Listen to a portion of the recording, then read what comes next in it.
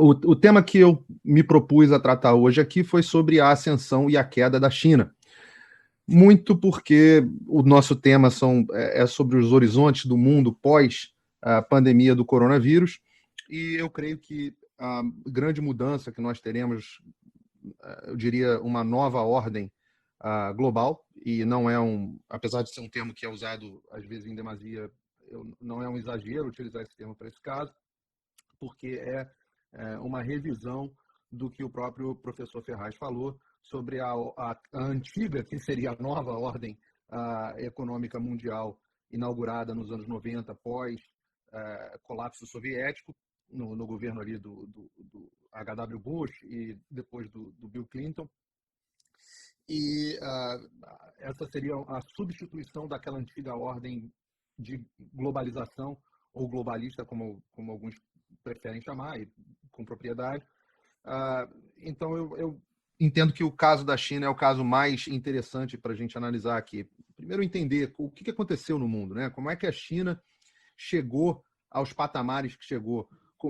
Do nada, ninguém percebeu, e a China se tornou uma grande superpotência da qual o mundo inteiro dependia e capaz de, por dolo ou por inação, inocular o mundo com o vírus, uma praga que causou a maior catástrofe econômica e talvez em vidas, a gente vai descobrir a extensão, da minha geração e talvez da geração anterior. Em vez dos espectadores ficarem vendo o meu rosto, eu preparei uma rápida apresentação e eu não vou me deter muito, peço perdão porque os assuntos são muitos assuntos, então eu vou passar adiante com velocidade. Então eu fiz uma rápida apresentação aqui e não sei se vocês estão tendo a oportunidade de enxergar essa apresentação. Sim? Sim. Acho que tá muito claro, tá perfeito. Então, maravilha. Bom, eu abro essa apresentação com essa foto, porque essa foto é uma foto clássica de 1972. Qual era o cenário? Até 1968, os Estados Unidos estavam enfiados dentro da Guerra do Vietnã, que contou com a participação, alguns dizem que até direta da China, com o envio de homens clandestinamente para suportar o Vietnã na guerra, mas de forma indisputável, suporte militar chinês. E os Estados Unidos terminaram a guerra de forma militarmente vitoriosa, mas diplomaticamente derrotada, e diminuíram muito.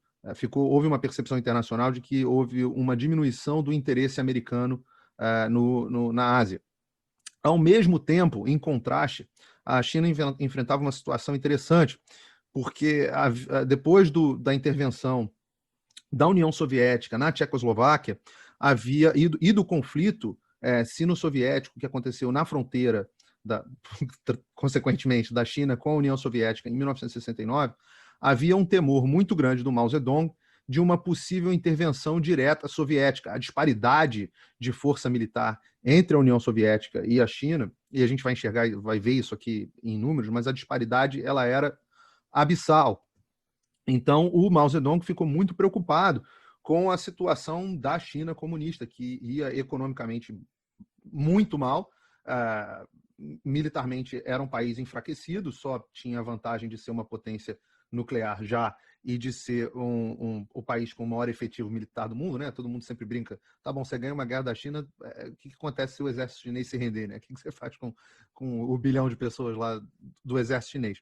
Então, nesse cenário, em 1971, o Mao Zedong, os Estados Unidos não tinham relação nenhuma diplomática com a China, e o Mao Zedong convidou uma equipe de ping-pong, né? Uma equipe de ping-pong é um exemplo clássico em relações internacionais. O Mao Zedong convidou uma equipe de ping-pong americana para uma visita à China, e eles foram os primeiros americanos em décadas a visitar a China. E em 1972, na verdade, ainda em 1971, o Henry Kissinger, que o professor Ferraz citou aqui no livro, e a gente vai entender aqui que o Henry Kissinger foi o grande arquiteto das novas relações entre Estados Unidos e China. O Henry Kissinger fez uma visita secreta à China para programar uma visita do Richard Nixon em 1972. Essa visita do Richard Nixon, a primeira de um presidente dos Estados Unidos, de novo, em décadas, ela foi uma grande sensação da imprensa em 1972. Os Estados Unidos não tinham ideia do que se passava da China desde da Revolução Comunista do Mao Zedong, após a Segunda Guerra Mundial. E foi um grande fenômeno. Em 1973, os Estados Unidos iniciaram a sua primeira relação diplomática formal com a China, abrindo um escritório de ligação. Em 1979, já no governo do Jimmy Carter, os Estados Unidos estabeleceram oficialmente uma relação com uma embaixada na China. É importante entender que um pouco antes, em 1971, se eu não me engano,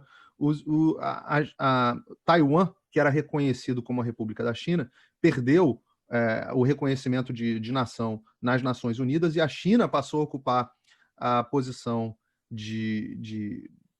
a posição que Taiwan ocupava e passando a ser reconhecida. Foi uma grande derrota para os Estados Unidos, que tinha como embaixador na ONU, depois vai ficar claro que esse entendimento, o George H.W. Bush, pai do George W. Bush, né? O primeiro Bush pai, ele era o embaixador dos Estados Unidos na ONU, quando os Estados Unidos perderam a disputa e a China passou a ser, inclusive, um dos 5 membros com assento permanente nas Nações Unidas. Foi uma vitória muito importante. Bom, em 1979, os Estados Unidos estabelecem relação com a China e rompem relações diplomáticas formais com Taiwan.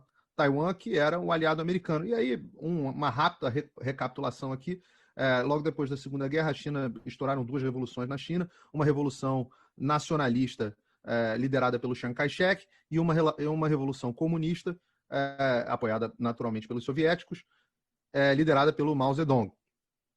A revolução do Mao Zedong sai vitoriosa e as tropas leais e os cidadãos leais ao Chiang Kai-shek se isolam numa ilha próxima à China, que é a ilha de Taiwan. Os 2 países se dizem, até hoje, não existe Taiwan formalmente, existe a República Popular da China, que é a China continental que todos nós conhecemos como China, ou PRC, ou República Popular da China mesmo, e a República da China, que é o que nós convencionamos a chamar de Taiwan, que é a ilha de Taiwan, mas que não é a nação Taiwan.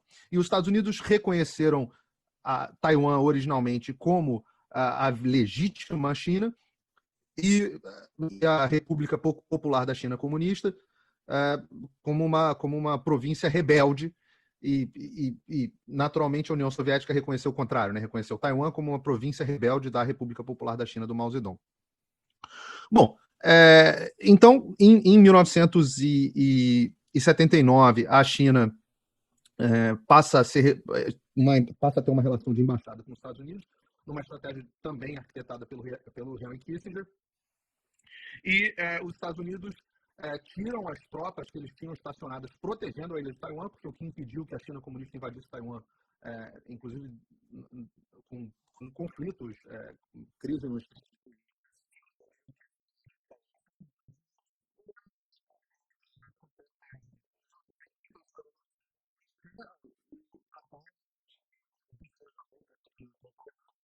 e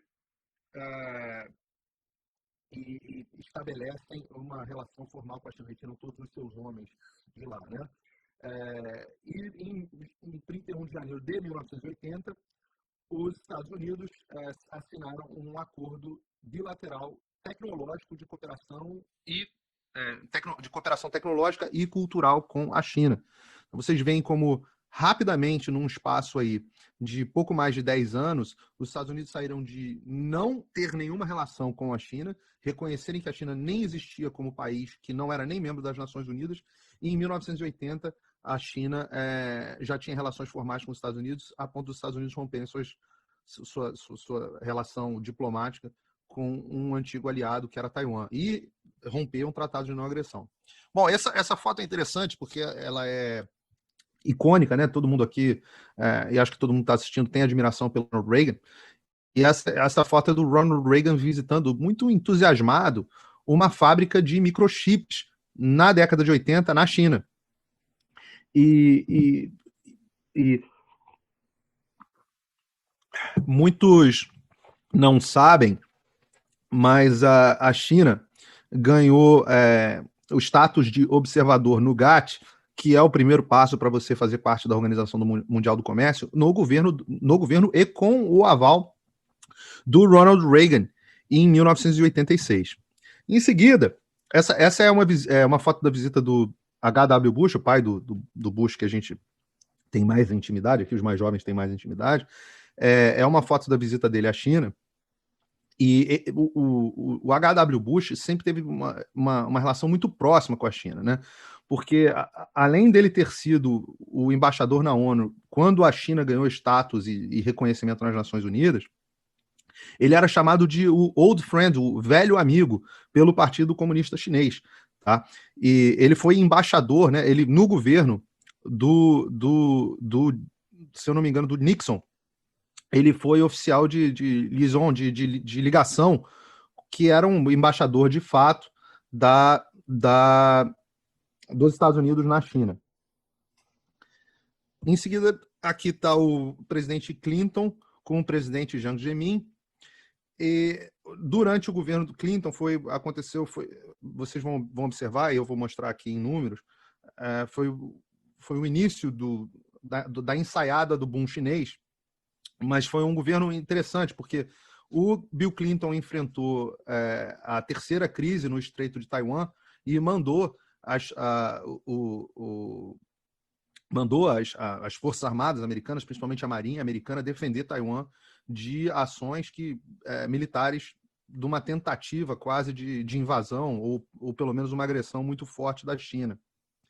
Mas em outubro de 96, isso é interessante porque os Estados Unidos e a China emitiram um comunicado conjunto para estabelecer um plano de cooperação entre os dois países, inclusive de cooperação militar. Em 99, o Zhu Hong fez uma visita oficial nos Estados Unidos e eles emitiram um outro comunicado conjunto, e a gente já está falando de 1999, não tem tanto tempo assim, um comunicado conjunto para estabelecer um plano para que a China entrasse definitivamente na Organização Mundial do Comércio.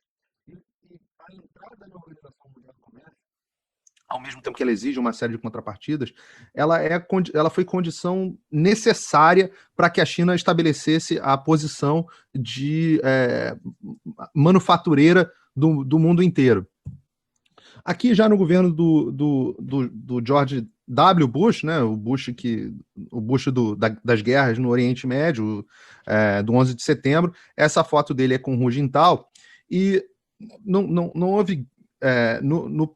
foi no final do governo Bill Clinton que a China entra na Organização Mundial do Comércio, na transição com o governo, entre em 2001, na transição, o George W. Bush assume em 2001, e é justamente nessa transição onde a China tem aprofundado as suas relações comerciais com o mundo que o Bush assume.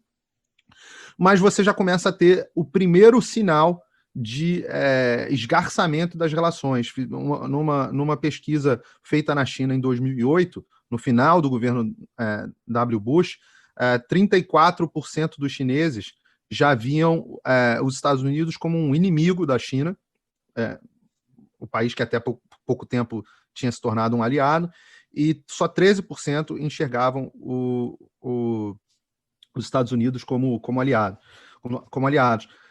O que fica muito interessante observar nessa relação é que foi debaixo do governo do W. Bush que a China começa a alcançar uma relevância econômica e militar. E eu vou mostrar isso em números em seguida. Eu só estou fazendo uma recapitulação histórica rápida. E aqui, já com Xi Jinping e o Barack Obama, foi o momento onde a China, e vocês vão ver nos números, que o Barack Obama era o presidente que deveria ter acendido a luz vermelha. Se durante o governo do W. Bush uma luz amarela deveria ter se acendido em relação à China, no governo do Barack Obama uma luz vermelha deveria ter se acendido. E eu não quero me estender aqui, mas nos anos de 2013 a 2015, a China começa a efetivamente ocupar e construir ilhas artificiais no meio do que se chama de Mar do Sul da China, para reclamar todo aquele mar e as suas riquezas naturais e utilizar essas ilhas como bases militares. Em 2015, o secretário de Defesa do Barack Obama, Ashton Carter, avisou a China e mandou a China parar a construção das ilhas artificiais. A China não só parou, como disse que não, era só para fins de estudos biológicos e tudo mais. No final das contas, eles seguiram. Hoje as ilhas estão repletas de equipamentos militares, inclusive nos últimos 2 meses, os chineses já começaram até a colocar caças de interceptação nessas ilhas. E em 2016, a China perde no Tribunal de Haia um caso contra as Filipinas, porque ela reclamava que ali todo o Mar do Sul da China era dela. O Tribunal de Haia determinou que ela não tinha direito a reclamar o Mar do Sul da China, e ainda assim os chineses continuaram, ignoraram a decisão do Tribunal de Haia, mostrando que os chineses só se importam com as decisões dos órgãos internacionais quando elas são favoráveis a eles. Bom, eu trouxe esse gráfico aqui porque esse gráfico é a evolução do PIB. E todo mundo pode estranhar por que os Estados Unidos se aproximaram da China e não entenderam que a China era uma ameaça. Se você olhar até 1980, tá, no gráfico, você vai ver que a China tinha um PIB muito parecido com o PIB do Brasil. Em 1980, o PIB da China em dólares, né, era 0,19 trilhão de dólares, enquanto o PIB do Brasil era 0,23. Ou seja, no governo do meu avô, a China era uma ameaça do ponto de vista geopolítico tão insignificante que era uma economia quase que desprezível, enquanto os Estados Unidos tinham 4,3 trilhões de PIB. Esse número, mais uma vez, vocês podem... quem era a ameaça aos Estados Unidos, né, do ponto de vista econômico e militar, era a União Soviética ali com 1,2. Então, a ideia de você se aproximar da China era muito mais para retirá-los da influência do regime comunista soviético e colocá-los mais próximos dos Estados Unidos, e a China usavam os Estados Unidos como um fiel da balança para também se proteger das ambições do comunismo soviético. E os números vão seguindo até que você vê que em 1999, 98, o PIB da China e do Brasil era muito, muito similar ainda. Tá? Então eu fui fazendo essa história. Em 1998, no governo do Bill Clinton, os PIBs eram muito parecidos, e vocês olham a disparidade em verde para o PIB dos Estados Unidos, 1,1 versus 9,1. Até que, infelizmente, o PIB do Brasil ele toma uma trajetória muito diferente. Nos anos 2000, em 2001, a China entra para a Organização Mundial do Comércio, e aí vocês começam a perceber os efeitos positivos da globalização, onde você tem uma migração das manufaturas dos Estados Unidos e principalmente também dos tigres asiáticos e Japão e etc. Você já tinha tido uma migração do Japão para os tigres e depois uma migração completa dos tigres asiáticos para a China, até que ali, e é por isso que eu chamo a atenção, em 2008, onde você tem uma queda do PIB dos Estados Unidos, ali por causa da crise de 2008, e o PIB chinês continua crescendo. Quando eu digo que é o governo do Barack Obama que a luz vermelha deveria ter se acendido, ao ponto de, neste momento, a economia chinesa se aproxima da economia americana, enquanto o Brasil, e eu coloquei aqui, né, a União Soviética acabou, eu coloquei aqui para efeito de comparação a Rússia, para entender por que o eixo de política internacional mudou completamente da preocupação para a Rússia para a China, da preocupação da Rússia para a China. E aqui estão os gráficos, está aqui a comparação militar, para vocês entenderem o que começou a acontecer, né? De 92 até os anos 2000, os gastos militares americanos vão caindo. Basicamente, ali, a maior parte desse período é o governo do Bill Clinton. Um democrata no poder, geralmente, os gastos militares são menores. Logo em seguida, você tem, no início dos anos 2000, o governo do W. Bush, um aumento grande dos gastos militares, mas esses gastos militares são muito mais para travar as guerras no Oriente Médio, a guerra ao terror, né, no Afeganistão, e a guerra contra o Iraque.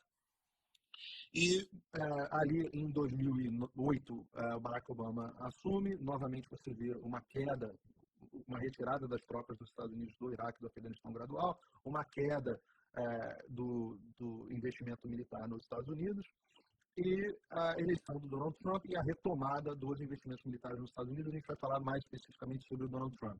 Enquanto isso, os gastos militares chineses desde os anos 2000, reparem, porque guerra é dinheiro, né? Guerra subsiste à base do dinheiro. Os gastos militares chineses vão crescendo de forma galopante e reduzem em relação ao PIB chinês, porque o PIB cresce tanto que a China fica com uma quantidade de dinheiro estúpida para gastos militares. E hoje você tem os Estados Unidos gastando em torno de 700, o número desse ano deve girar em torno de 750 bilhões de dólares, enquanto o número chinês talvez tenha caído um pouquinho para 260, 200 bilhões de dólares ali. Os números chineses nunca são muito confiáveis, mas o fato é que existe uma diferença grande na paridade do poder de compra, né? $1 na China compra muito mais coisa do que $1 dentro dos Estados Unidos. Então, em termos de paridade de poder de compra, alguns analistas militares dizem que a China hoje já tem um gasto equivalente aos Estados Unidos em gasto militar. Além disso, os Estados Unidos têm o custo do pessoal, né, nos Estados Unidos é muito mais alto. Bom, isso gera essa comparação, é o que se brinca de chamar no militarismo de comparação super trunfo, porque ela não compara a qualidade, mas a China constrói mais navios que os Estados Unidos hoje em dia, já tem uma frota numericamente bem maior, embora a frota americana seja mais poderosa e tenha mais qualidade.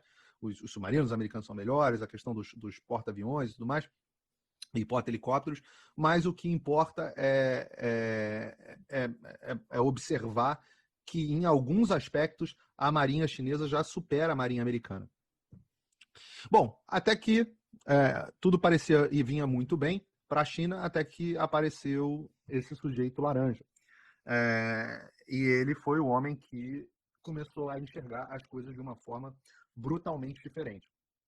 Eu gosto dessa foto, porque se você olhar as fotos anteriores, a forma como os presidentes americanos olhavam para o presidente chinês, até a forma como o Donald Trump olha para o Xi Jinping mudou. Não é mais é um caçador olhando para uma presa, e não o oposto. E realmente, o Donald Trump foi o arquiteto das grandes mudanças nos Estados Unidos. Algumas mudanças importantes, eu vou me ater aqui, vou tentar andar mais rápido aqui para não tomar muito tempo, mas os instrumentos de poder tradicionais das relações internacionais dos Estados Unidos, a gente usa um acrônimo chamado DIME, né? DIME, eu brinquei aqui porque é a moeda de 10 cents americana, mas significa que toda vez que os Estados Unidos agem para projetar o seu poder e defender os seus interesses, eles agem através de 4 grandes grupos. Tem outra forma de chamar isso, mas eu gosto particularmente deles, porque DIME é um acrônimo para diplomático, informacional, militar e econômico. Então, os Estados Unidos, no governo do Donald Trump, mudaram radicalmente a postura em relação à China, pelo entendimento do presidente, especialmente do presidente, em particular do presidente, de que a ameaça aos Estados Unidos não estava mais no eixo Oriente Médio-Rússia, e sim no Pacífico. E que a China não era um aliado, como enxergavam o Barack Obama e o Bill Clinton e até o W. Bush, mas sim o grande adversário dos Estados Unidos, tanto do ponto de vista econômico quanto do ponto de vista militar, não é? Então, os Estados Unidos começaram e as pessoas podem começar a observar, a primeira coisa que o Donald Trump fez foi iniciar uma guerra tarifária com a China. E, infelizmente, os meus colegas economistas liberais, que muitas vezes têm dificuldade de enxergar as coisas além do campo econômico, não entenderam que não se tratava de uma ação econômica, e sim de uma ação geopolítica. Parte dessa estratégia DIME ao qual eu me refiro. Então, no campo diplomático, por exemplo, os Estados Unidos passaram a fazer oposição frontal à China em todos os órgãos internacionais. Eu não vou, essa lista aqui é não exaustiva, mas os Estados Unidos passaram a fazer uma oposição frontal à China em todos os órgãos internacionais, a ponto de, como forma de oposição à China, recentemente saíram da RUDA, o que a gente chama de OMS no Brasil, os Estados Unidos deixaram como uma forma de antagonismo à China. E interromperam as suas contribuições que sustentam as Nações Unidas como forma de antagonismo, principalmente à China.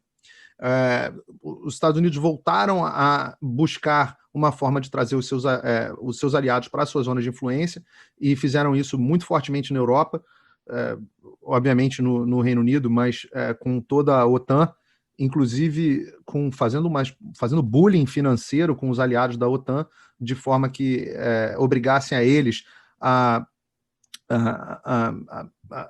voltarem a investir nas suas forças armadas e não dependerem única e exclusivamente dos Estados Unidos. Parece dicotômico, mas na verdade é uma estratégia de negociação, é uma forma de você mostrar como sem os Estados Unidos a Europa não é nada, a Europa pode ser subjugada a hora que os Estados Unidos quiserem, a hora que os Estados Unidos abandonarem, então existe essa noção de interdependência.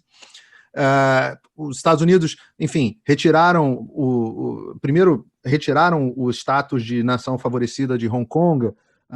Os Estados Unidos também estão trabalhando para tirar o status de país em desenvolvimento da China na Organização Mundial do Comércio, e, muito interessante, a retomada das relações com Taiwan.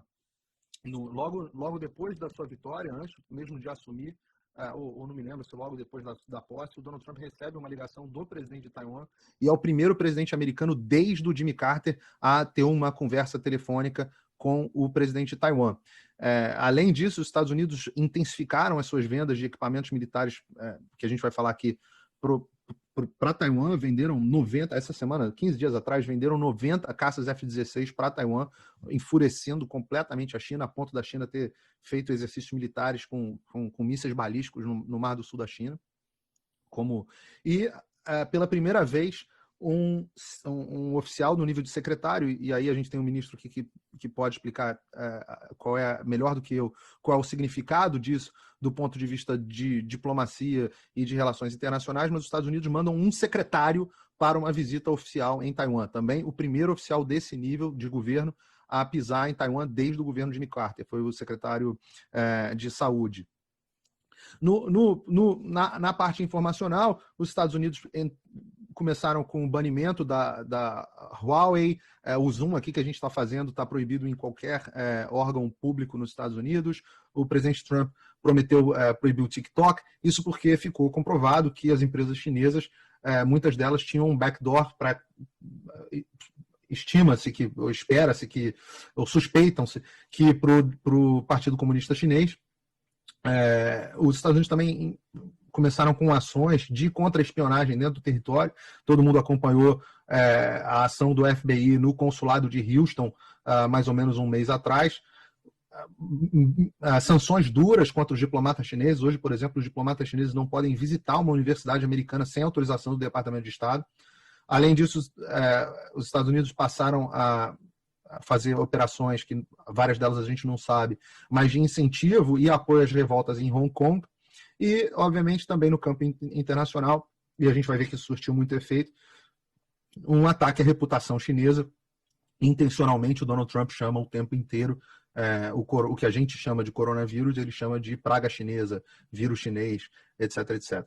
Bom, no campo econômico, já falamos aqui, os Estados Unidos, a política americana no campo econômico foi muito interessante, porque ela não foi só a guerra tarifária, ou seja, não foi só tornar os produtos chineses mais caros para os Estados Unidos, que sim, os economistas liberais sabem, isso tem efeitos nocivos para o crescimento econômico, né? Se a gente for analisar aqui esse gráfico de crescimento, a gente vai ver que essa política de transferência das manufaturas para a China, ela gerou crescimento econômico para a China muito grande, mas foi um período também de muito crescimento e muita prosperidade para os Estados Unidos. Sim, a teoria econômica liberal está correta. Mais trocas voluntárias geram mais crescimento econômico. Isso é inequívoco para qualquer economista. Só que é o tema do slide, it's not the economy, stupid, né? Para brincar aqui, parafrasear a frase do James Carville.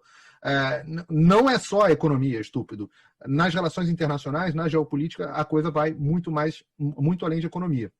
Mas o que o Donald Trump tentou fazer foi, ele torna as manufaturas chinesas mais caras, mas ao mesmo tempo ele faz um corte de impostos gigante, e por isso foi a primeira ação que o Donald Trump tomou nos Estados Unidos, um corte de impostos gigantescos, principalmente para o setor produtivo, nas empresas, e um corte de regulações sem precedentes. Então, como é que estava o cenário do mundo quando o Trump assume do ponto de vista econômico? Era muito barato você produzir na China e muito caro produzir nos Estados Unidos. O que o Donald Trump faz torna bem mais caro produzir na China, e eu falo isso com experiência própria. A minha empresa é uma empresa que importa nos Estados Unidos manufatura chinesa, felizmente, fatos da vida.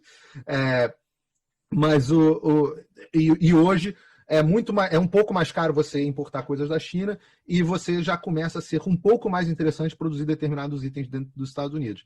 Ao mesmo tempo, ele estabelece a política de Buy American para o governo americano, inclusive recentemente proibiu o governo americano de comprar qualquer medicamento não feito na China, e os incentivos a empresas americanas e de aliados a se estabelecerem fora da China. Esses itens representam uma oportunidade para o Brasil ímpar. E eu, particularmente, estou falando aqui dentro, né, virtualmente dentro do Ministério das Relações Exteriores, mas eu sou frustrado com a falta de aproveitamento de oportunidade que o governo brasileiro tem tido em relação a esse assunto. Apesar do presidente Bolsonaro ter uma relação muito boa com o presidente Trump, o Brasil não conseguiu aproveitar da forma que poderia essas oportunidades que surgem da relação com os Estados Unidos. Principalmente porque eu não enxergo a percepção muito clara do próprio Ministério que não é mais uma questão puramente econômica. Então, os Estados Unidos têm muito interesse do desenvolvimento econômico dos seus aliados na esfera militar e aliados na esfera geopolítica. Então, determinadas fábricas, determinados setores que não estão se desenvolvendo, que não necessariamente vão se desenvolver só nos Estados Unidos, os Estados Unidos teriam um grande interesse de ver essas empresas saindo da China para irem, por exemplo, para o Brasil. Isso não deveria ser nem um pouco estranho para o Brasil, porque o grande boom de industrialização do Brasil aconteceu justamente no período da Segunda Guerra Mundial, durante o governo Vargas, quando os Estados Unidos fomentaram a produção de siderúrgicas e fábricas no Brasil,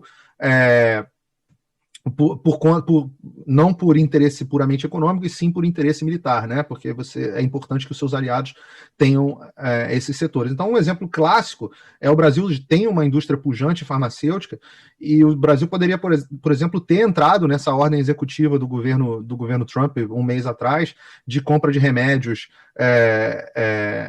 onde ele ordenou que não fossem mais comprados remédios da China, que os remédios fossem comprados dos Estados Unidos, mas poderiam ter sido comprados dos Estados Unidos ou dos seus países aliados, ou dos Estados Unidos e do Brasil. Enfim, essa é só uma das diversas oportunidades que surgem todos os dias e que eu acho que o Brasil não está aproveitando como deveria. É uma crítica construtiva, acho que o Brasil reorientou muito bem as suas relações exteriores de um modo geral. O ministro Ernesto Araújo fez o que tinha que fazer, retirando o Brasil da esfera de influência e da condição de anão diplomático, mas ainda falta um pouco de velocidade e aproveitamento das oportunidades que surgem. Bom, no campo militar, como a gente viu ali no gráfico anterior, os Estados Unidos voltaram a aumentar o investimento nas Forças Armadas, reorientaram, já falei aqui, os esforços da OTAN e do Oriente Médio. O Donald Trump entrou já falando que não tem mais por que estar no Afeganistão e não tem por que mais estar no Iraque, não tem mais por que estar na Síria, porque hoje não é essa mais a área de interesse dos Estados Unidos. Até o próprio petróleo, eles têm se tornado cada vez menos relevantes,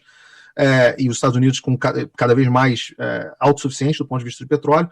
E os Estados Unidos têm feito exercícios militares frequentes, inclusive para desafiar esse suposto domínio chinês sobre o Mar do Sul da China. São esses exercícios de navegação livre, e, além disso, um reforço militar para quase todos os seus aliados. Tem feito vendas importantes para o Japão, incentivado o Japão a aumentar os seus gastos militares.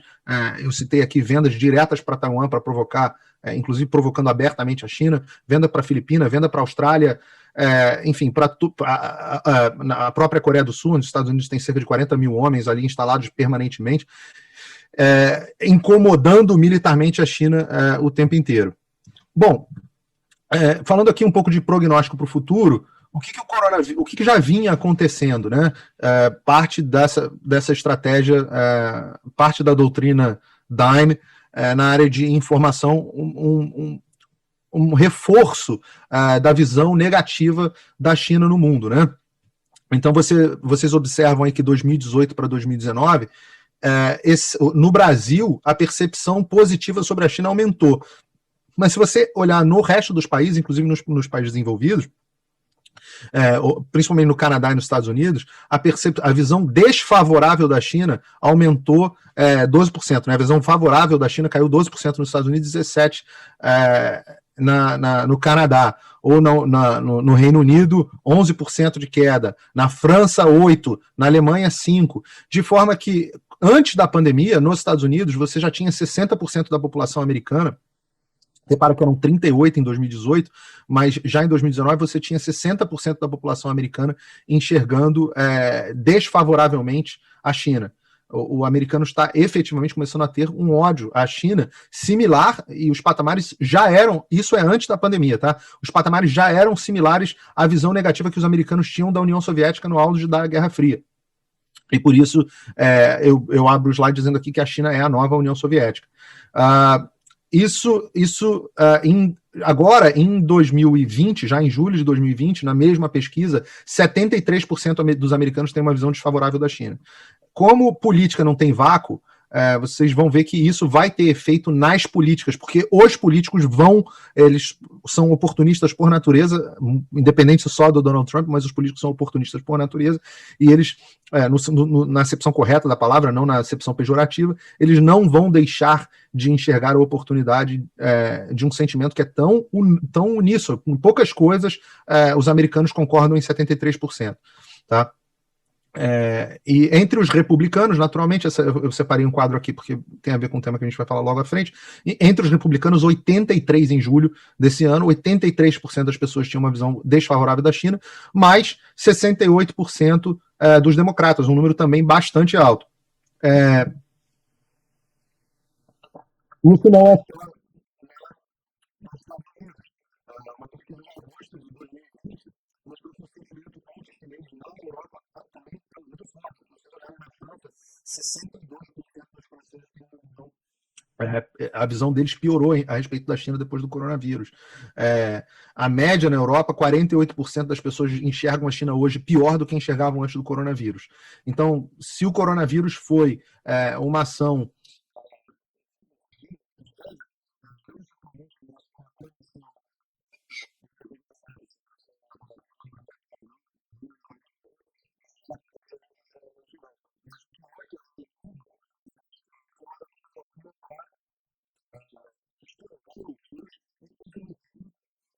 na minha opinião,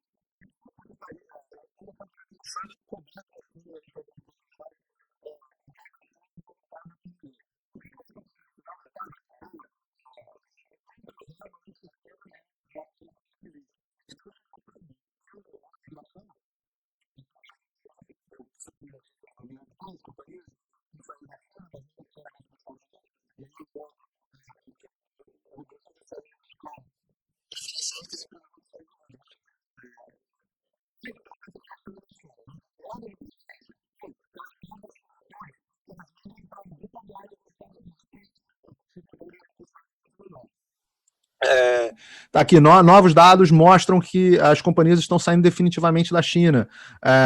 Os países da Ásia, como é que eles estão vendo as indústrias saindo da China? A maioria dos negócios pequenos, dos pequenos negócios, estão procurando uma forma de sair da China. Eu citei aqui um caso anedótico.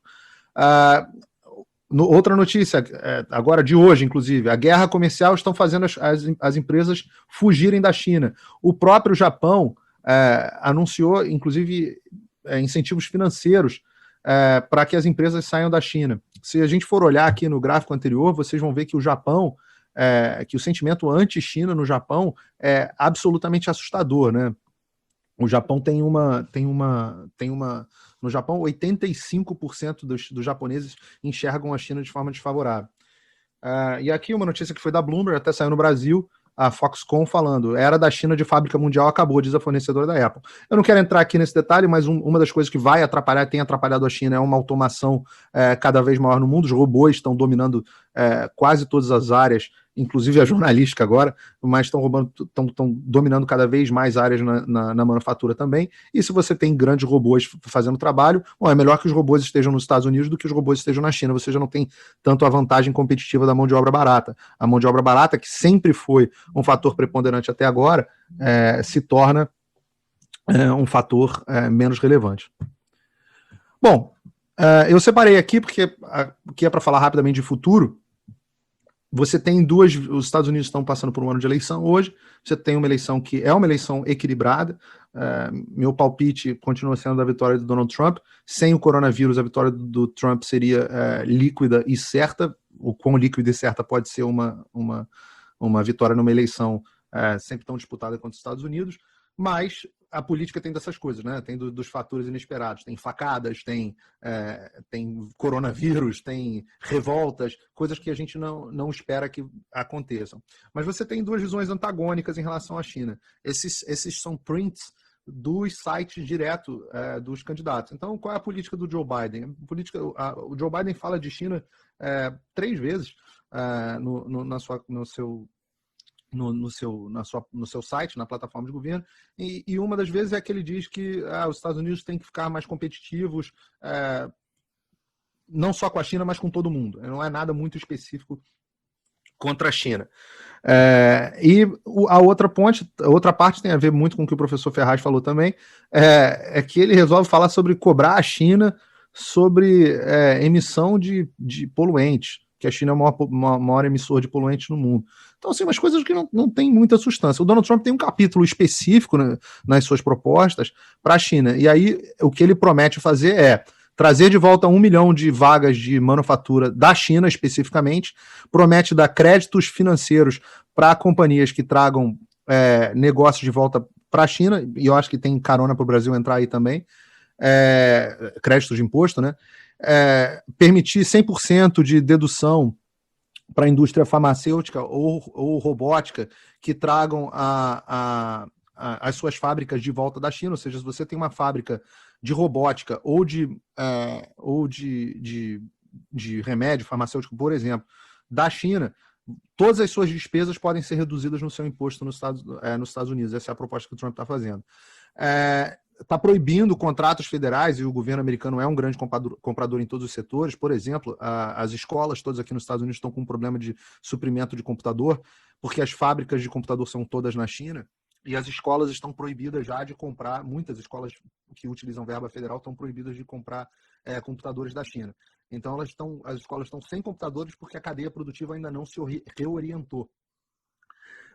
Mas o governo americano está dizendo que para comprar, e aí eu não quero entrar aqui no dilema da minoria que o Nassim Taleb cita tão bem no livro dele, no Skin in the Game, mas de um modo geral, se você precisa atender um grupo específico e esse atendimento serve para todos os outros, a indústria se orienta para atender esse grupo específico, né?